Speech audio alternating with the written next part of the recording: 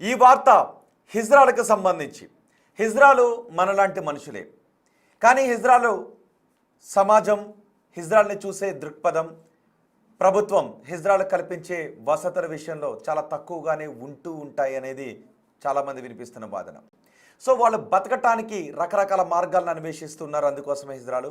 అందులో కొంతమంది దౌర్జన్యాలు చేస్తున్నారు అని కొంతమంది అంటారు, లేదు మేము వెళ్ళి డబ్బులు అడుగుతున్నామని కొంతమంది అంటారు. నిజానికి ఏదైనా శుభకార్యం జరిగేటప్పుడు హిజ్రాలు అక్కడికి వచ్చి డబ్బులు అడగటం పరిపాటిగా మారింది. మనం చూస్తూ ఉంటుంటాం. పెళ్లి జరుగుతున్నప్పుడు లేదా గృహప్రవేశం జరుగుతున్నప్పుడు ఇలా ఏదైనా శుభకార్యం జరిగినప్పుడు హిజ్రాలు అక్కడికి వచ్చి డబ్బులు అడుగుతూ ఉంటుంటారు. ఇంటి యజమానం లేదంటే శుభకార్యం జరుగుతున్నప్పుడు అక్కడ ఉన్న వాటిలో ఇచ్చిన డబ్బులు తీసుకువెళ్తున్న హిజ్రాలు కొంతమంది అయితే, డబ్బులు సరిపోలేదు ఎంత ఇవ్వండి లేదంటే ఇక్కడ నుంచి వెళ్ళమని అడిగే హిజ్రాలు కొంతమంది ఉన్నారు. దీంతో చాలా సందర్భాల్లో వివాదాలు చోటు చేసుకుంటున్నాయి, గొడవలు చోటు చేసుకుంటున్నాయి. ఇప్పుడు మీరు బిగ్ టీవీ స్క్రీన్ పైన చూస్తున్నది కీసర్లో జరిగిన ఘటన. కీసర్లో సదానందం అనే వ్యక్తి ఒక ఇంటిని కొనుక్కున్నారు. గృహప్రవేశం అవుతున్న సందర్భంలో హిజ్రాలు అక్కడికి వచ్చారు. హిజ్రాలు అక్కడికి వచ్చి డబ్బులు అడిగారు. ఆ తర్వాత ఆ ఇంటి యజమానికి హిజ్రాలకు గొడవ చోటు చేసుకుంది. దీంతో ఒకరినొకరు కొట్టుకున్నారు. సదానందానికి తల పగిలింది, హిజ్రాలకు కాళ్ళు విరిగాయి. అయితే హిజ్రాలు ఏం చెప్తున్నారంటే, మేము వెళ్ళి డబ్బులు అడిగాం, ఇవ్వడం ఇష్టం లేకపోతే మేము వెళ్ళిపోతాం కదా, మమ్మల్ని వెళ్ళిపోమని చెప్పొచ్చు కదా, మాపై ఎందుకు దాడి చేశారని హిజ్రాలు అంటున్నారు. లేదు, నేను ఇచ్చింది తీసుకుని వెళ్లకుండా ₹1,00,000 ఇమ్మని డిమాండ్ చేశారు. నేనే అప్పో సొప్పో చేసి ఇంటిని కొనుక్కుంటే ₹1,00,000 మళ్ళీ హిజ్రాలకు నేను ఎక్కడి నుంచి తెచ్చి ఇవ్వగలుగుతాను, అందుకే వెళ్ళమని చెప్పారు, వెళ్ళలేదు. కొట్టు అంటూ నన్ను రెచ్చగొట్టడంతో ఆ సమయంలో దాడి జరిగింది అని సదానందం అంటున్నారు. సో ఇప్పుడు మనం సదానందం అండ్ హిజ్రాలకు సంబంధించి పండు మనకి అందుబాటులో ఉన్నారు. ఇద్దరితో కూడా మనం మాట్లాడబోతున్నాం. ఒక్కసారి ఈ ఇద్దరితోనూ మాట్లాడే ముందు మనం బిగ్ టీవీ స్క్రీన్ పైన వాళ్ళిద్దరి ఫ్రేమ్ కూడా మనం చూడొచ్చు. సదానందం గారు, పండు గారు, నమస్తే అండి. పండు మనకి అందుబాటులోకి వచ్చారు, సదానందం కూడా మనకు అందుబాటులో ఉన్నారు. ఒక్కసారి ఆ రోజు జరిగిన గొడవ ఏంటో నేను మీకు బిగ్ టీవీ స్క్రీన్ పైన చూపిస్తాను. చూడండి ఒకసారి. మొదటి బాక్స్లో ఆ రోజు జరిగిన గొడవ, ఆ తర్వాత వాళ్లకు తాకిన దెబ్బలు చూడండి ఒకసారి. ఆ రెండు దృశ్యాలను మీకు చూపిస్తాను. అండ్ మీరు కూడా కమెంట్ చేయండి, సాధారణ జనం ఏమనుకుంటున్నారు ఈ గొడవకు సంబంధించి, హిజ్రాల కమ్యూనిటీ ఈ గొడవతో సంబంధం లేని పబ్లిక్ కూడా మీరేమనుకుంటున్నారు, ఎవరిదే తప్పు అనుకుంటూ ఉన్నారు, మీ అభిప్రాయాన్ని కమెంట్ చేయండి. ఇప్పుడు నేను ఇద్దరితోనూ మాట్లాడతాను. చాలా సందర్భాలు ఇది ఒక సెన్సిటివ్ అంశంగా మారుతూ ఉన్నాయి, గొడవలు చోటు చేసుకుంటున్నాయి. ఒకసారి ఆడియోతో పాటు గొడవకు సంబంధించిన దృశ్యాలు చూద్దాం.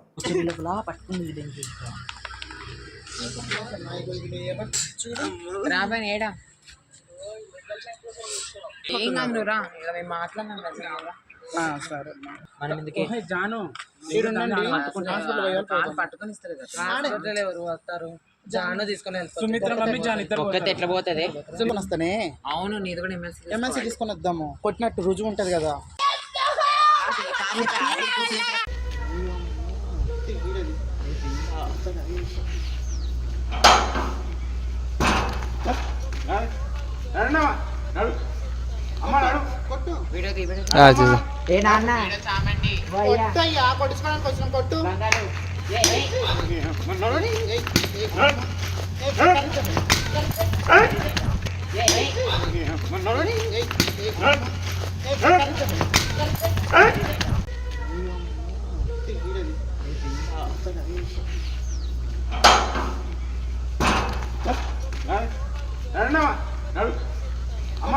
కొట్టు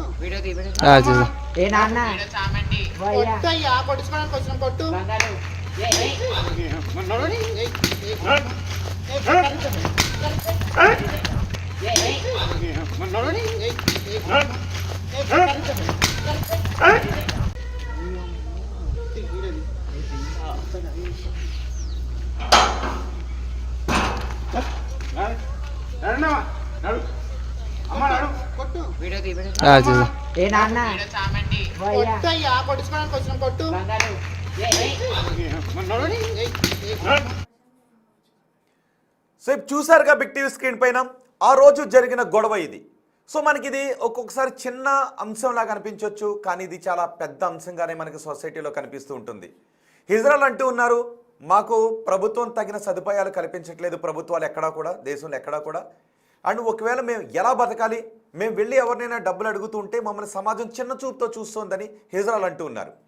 లేదు మమ్మల్ని డబ్బులు అడిగినప్పుడు మేము ఇచ్చింది తీసుకువెళ్లకుండా రౌడీజం చేస్తున్నారు అని మరికొంతమంది అంటున్నారు. సో హిజ్రాలు మనలాంటి మనుషులే, మనతో ఉండాల్సిన వాళ్ళే. సమాజం వాళ్ళని చిన్న చూపుతో చూడటం తప్పు. అలాగే సమాజంలో చిన్న చూపుకు గురవుతున్నామనే భావనతోనో లేదు అంటే డబ్బులపై ఆశతోనో వెళ్ళి లక్షల రూపాయలు డిమాండ్ చేయటం ఇది కూడా తప్పే. సో ఇదే అంశంపై ఇప్పుడు మనం డిబేట్ చేయబోతున్నాం. అండ్ ఈ విషయంపై మీ అభిప్రాయాలను కూడా కమెంట్ చేయొచ్చు. మీరు సాధారణ పబ్లిక్ ఎవరు ఏ కమెంట్ చేసినా ఆ కమెంట్ని నేను హిజ్రాల్ కమ్యూనిటీ ముందు ఉంచుతాను. సదానందం కూడా అక్కడే ఉన్నారు. సదానందం గారు కూడా మనం చూద్దాం. అండ్ ఒక క్వశ్చన్ అడిగాం, ఈ ఇష్యూలో తప్పు ఎవరిది అని. మీకేమనిపిస్తుందో మీరు ఓటింగ్ కూడా చేయండి. ఇప్పటి వరకు వచ్చిన ఓటింగ్లో హిజ్రాలు తప్పు ఉంది అని 73% మంది అంటున్నారు. ఇంటి యజమాని తప్పు ఉంది అని 19% మంది అంటున్నారు. ఇద్దరిది తప్పు ఉందని 8% మంది అంటూ ఉన్నారు. అండ్ ఒక కామెంట్ కూడా వచ్చింది. ఆ కామెంట్ కూడా చదివిన తర్వాత నేను డిబేట్కి వెళ్తాను. అరాచకం ఎక్కువైపోయింది, హద్దు లేకుండా పోయింది, పోలీసు వ్యవస్థ చర్యలు తీసుకోవాలంటూ హిజ్రాల్కి వ్యతిరేకంగా ఒకరు కామెంట్ చేశారు.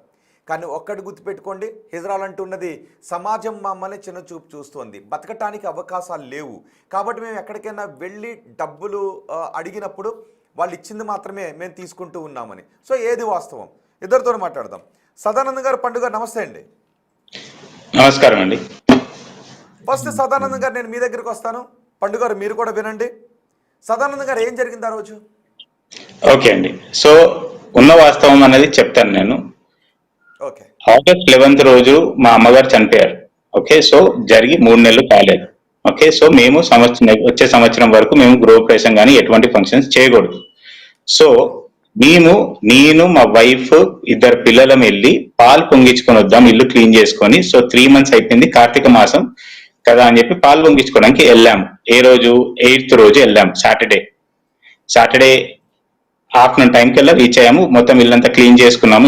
2 ఇల్లులు క్లీన్ చేసుకొని నేను జస్ట్ గేట్ కి ఒక పూలదండ పెట్టాను. మీరు అబ్జర్వ్ చేస్తే అసలు ఎటువంటి డెకరేషన్ అనేది లేదు. నేను పాలు పొంగించుకోవడానికి మాత్రమే వెళ్ళాము. ఇది అయిపోయిన తర్వాత లేట్ నైట్ అయిపోయింది. సరే నిద్ర చేసుకొని మనం నెక్స్ట్ డే మార్నింగ్ వెళ్దాము అని చెప్పి డిసైడ్ అయ్యి మేము అక్కడ ఉన్నాం. Early morning 6:30 Sunday early morning 6:30 AM కి ఎర్రమట్టితోని అతను ఒక టాటా ఏస్తోని వస్తే అతను సరే మా ఇంటి ముందు చిన్న గార్డెన్ స్పేస్ ఉంది కదా, ఇప్పుడు మీరు అది చూస్తే గ్రిల్ లో కనిపిస్తుంది, ఆ గ్రిల్ దగ్గర ఎర్రమట్టి వేపిస్తున్నాను. వేపించిన తర్వాత వాళ్ళకి పేమెంట్ చేసిన తర్వాత వీళ్ళు హిజ్రాలు ఇద్దరు హిజ్రాలు వచ్చారు నా దగ్గరికి. ఫస్ట్ ఈ పక్కింటి దగ్గరికి, ఇప్పుడు ఆ పక్క ఇల్లు ఉంది కదా అది కూడా నాదే, దాని పక్కది ఇల్లు కూడా నాదే. సో అక్కడ నేను వాళ్ళకి క్లియర్ గా చెప్పాను, అమ్మ నేను ఎటువంటి ఫంక్షన్ చేయలేదు, నేను ఫంక్షన్ చేయకూడదు, మా అమ్మగారు చనిపోయారు, సో మేము ఫంక్షన్ స్థితిలో లేము, అండ్ నా ఫైనాన్షియల్ పరిస్థితి కూడా బాగాలేదు, నేను డబ్బులు ఇవ్వలేను అని చెప్పాను. వీళ్ళు రావడమే బావా అని చెప్పి వాళ్ళ క్లాప్స్ అన్ని చేసుకుంటూ లక్ష రూపాయలు ఇవ్వాలని చెప్పి డిమాండ్ చేశారు. అమ్మ నేను క్లియర్ గా చెప్తున్నాను, నా దగ్గర అంత డబ్బులు కాదు కదా, నా దగ్గర అసలు ఈఎంఐకి కరెక్ట్ గా 10th రోజు ఈఎంఐ డైరెక్ట్ అవుతుంది, దానికి మట్టుకే డబ్బులు ఉన్నాయి నా దగ్గర. ఏది టాటా ఏస్ కి ఇచ్చిన తర్వాత దాని తర్వాత ఇంకో 600 మిగులుతుంది నా అకౌంట్ లో. అది నా పరిస్థితి. అది వాళ్ళకి క్లియర్ గా చెప్పాను. చెప్పిన తర్వాత కూడా ఒక బ్లాక్ డ్రెస్ వేసుకొని వచ్చిన ఫస్ట్ ఇద్దరులో ఒక బ్లాక్ డ్రెస్ వేసుకొచ్చిన ఆమె బండబూతులు తిట్టడం స్టార్ట్ చేసింది నన్ను, నా ఫ్యామిలీని, నా పిల్లల్ని. వీళ్ళకి ఎవరు ఇచ్చారండి అధికారం నా పిల్లల్ని తిట్టడానికి, నా ఫ్యామిలీని తిట్టడానికి? మా అమ్మ చనిపోయిందని చెప్తే కూడా మా అమ్మగారిని అంటే ఇంకా పదాలు వాడారు. ఇంకా దాని తర్వాత ఇప్పుడు నాకు యాజ్ ఎ ఇండివిజువల్ నాకు ఒక సెల్ఫ్ రెస్పెక్ట్, ఒక డిగ్నిటీ అనేది ఉంటుంది కదా. సో నాకు ఆ మాటలు విన్న తర్వాత నాకు కోపం వచ్చింది. సో ఆబ్వియస్ గా నేను వాళ్ళని తిరిగి తిట్టాను, అసలు మీరు ఏం మాట్లాడుతున్నారు, మీకేమన్నా అర్థమవుతున్నాయి? వాళ్ళు ఎంతకి వినకపోగా ఇంకకి వెళ్ళిపోతున్నట్టే వెళ్ళిపోయి, అంటే నేను అప్పటికి లోపలికి వెళ్ళి స్టిక్ తీసుకొచ్చాను. వాళ్ళిద్దరు ఉన్నప్పుడు స్టిక్ తీసుకొచ్చినప్పుడు వాళ్ళు పారిపోయి దూరంకి వెళ్ళిపోయి దాని తర్వాత వీడియో రికార్డింగ్ చేయడం స్టార్ట్ చేశారు. ఓకే, ఇది అయిపోయింది. దాని తర్వాత మళ్ళీ ఇద్దరిని వేసుకొని ఆటోలో వచ్చారు. వాళ్ళు వచ్చి మమ్మల్ని తిట్టావు, అట్టెట్లా తిట్టావు, అది ఇది అని చెప్పి మళ్ళా రెచ్చగొట్టడం స్టార్ట్ చేశారు. అయితే నేను అన్నాను, అమ్మ మీరు పోలీసులకు కాల్ చేయండి, వాళ్ళు వచ్చి వాళ్ళే చెప్తారు మీకు అని చెప్పి నేను వాళ్ళకి చెప్పాను. వాళ్ళే బెదిరించారు ఫస్ట్, ఏది పోలీసులకు కాల్ చేస్తాం అది ఇదని. దాని తర్వాత సరే మీరు కాల్ చేయండి, వాళ్ళు వచ్చిన తర్వాత వాళ్ళతోనే మాట్లాడదామని. ఇది అయిపోయిన తర్వాత వాళ్ళు వెళ్ళిపోయి మళ్ళీ 3 ఆటోలు, అంటే నేను ఇంట్లోపటికి వెళ్ళి గేట్ పెట్టుకొని ఇంటి పైకి వెళ్ళి కొంచెం క్లీనింగ్ వర్క్ ఉంటే అది క్లీనింగ్ చేస్తున్నాను, ఏది మట్టి దుమ్మ ఉంటే క్లీన్ చేసుకుంటున్నాను. ఈ లోపల వీళ్ళు 3 ఆటోల్లో 15-20 మంది దాకా వచ్చి మా గేట్ ని ఇరగొట్టడం, అంటే ఇట్లా ఫుల్ లాగడం, ఫోర్స్ తో లాగడం చేస్తున్నారు. ఇంకా బూతులు తిట్టుకుంటూ మమ్మల్ని, అంటే నన్ను మా వైఫ్ ని తిట్టడం స్టార్ట్ చేశారు. నేను పైనుంచి ఉరుక్కుంటూ వచ్చి ఏం జరుగుతుందని వచ్చే లోపల వీళ్ళు గేట్ దగ్గర నుంచి వెనకకి వెళ్ళి అప్పుడు రికార్డింగ్ స్టార్ట్ చేశారు. దాని తర్వాత మీరు ఆ రికార్డింగ్ లో వాయిస్ వినండి. అమ్మా మీరు గేట్ దగ్గర నుంచి ఏమానే మాట్లాడాను కానీ ఎక్కడ కూడా వీళ్ళని తిట్టలేదు.